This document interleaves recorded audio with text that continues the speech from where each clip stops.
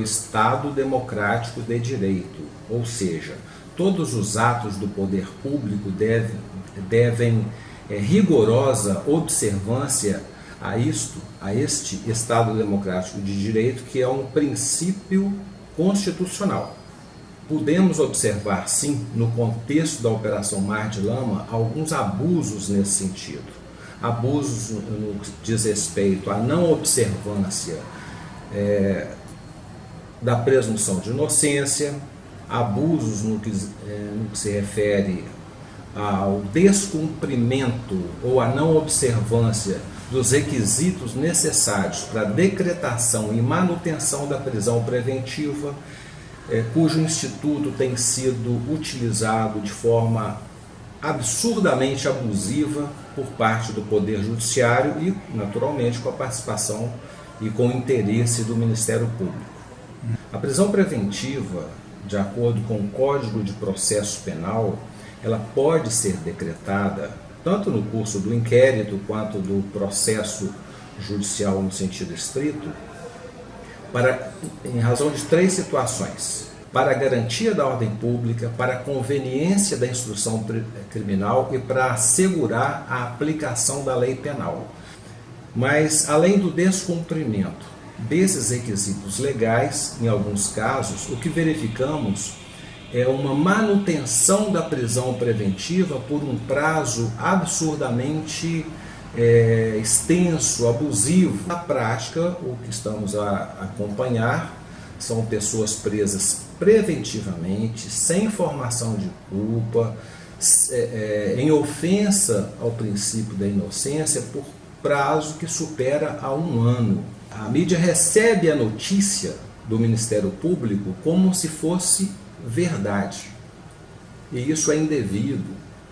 Isso quase sempre desrespeita o princípio da inocência. O que se deve fazer, na minha visão, é a mídia, antes de veicular uma notícia passada a ela por qualquer autoridade pública, seja autoridade policial, seja Ministério Público, seja do Poder Judiciário, procurar ouvir o outro lado.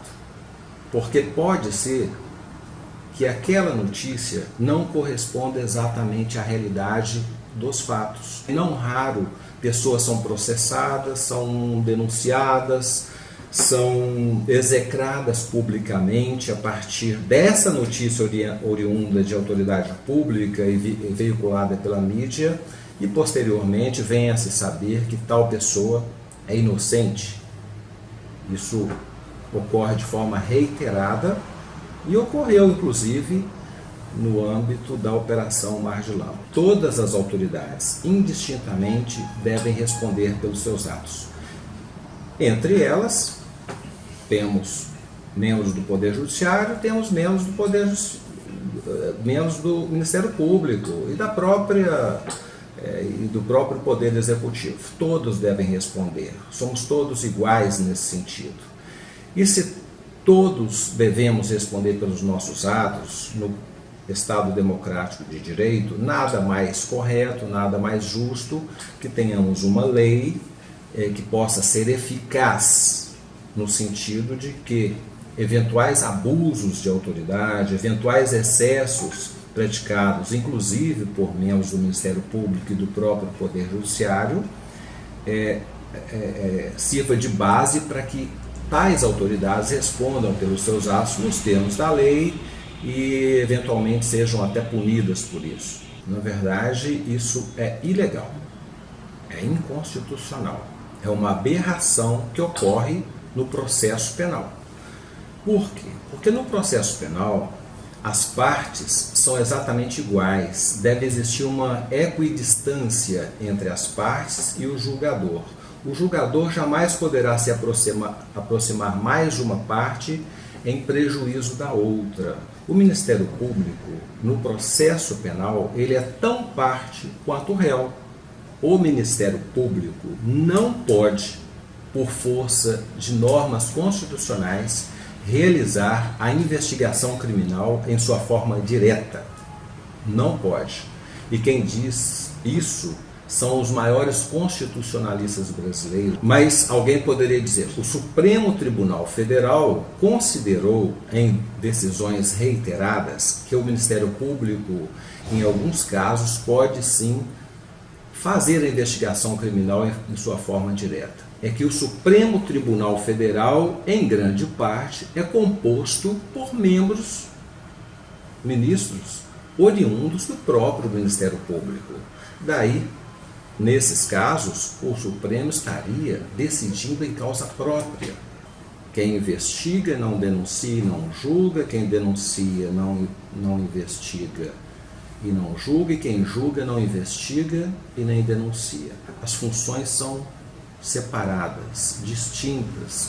Existe uma verdadeira confusão, uma torre de Babel, não se sabe quem é quem. Em terra que ninguém manda, em terra que não tem ordem, cada um faz o que quer. E é isso que está acontecendo no nosso sistema persecutório criminal. Que o Ministério Público, que deveria ser, antes de acusador, promotor de justiça e fiscal da lei, ele é o primeiro a descumprir os mandamentos legais e até constitucionais.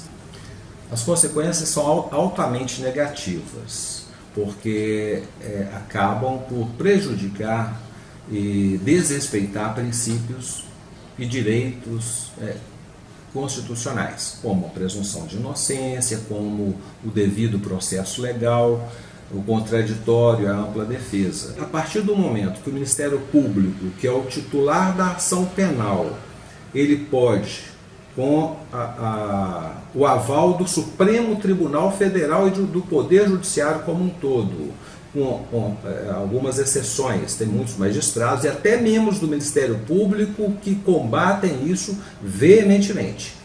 Então, a partir do momento que nos encontramos num sistema que se caracteriza pela Inquisição, onde uma mesma pessoa investiga, denuncia e não julga diretamente, mas tem uma proximidade, uma relação de intimidade, uma relação até de amizade com quem vai julgar, na prática, então, é a mesma pessoa que está fazendo ou está exercendo essas três funções: investigando, denunciando e julgando. Não raro encontramos situações dessa natureza.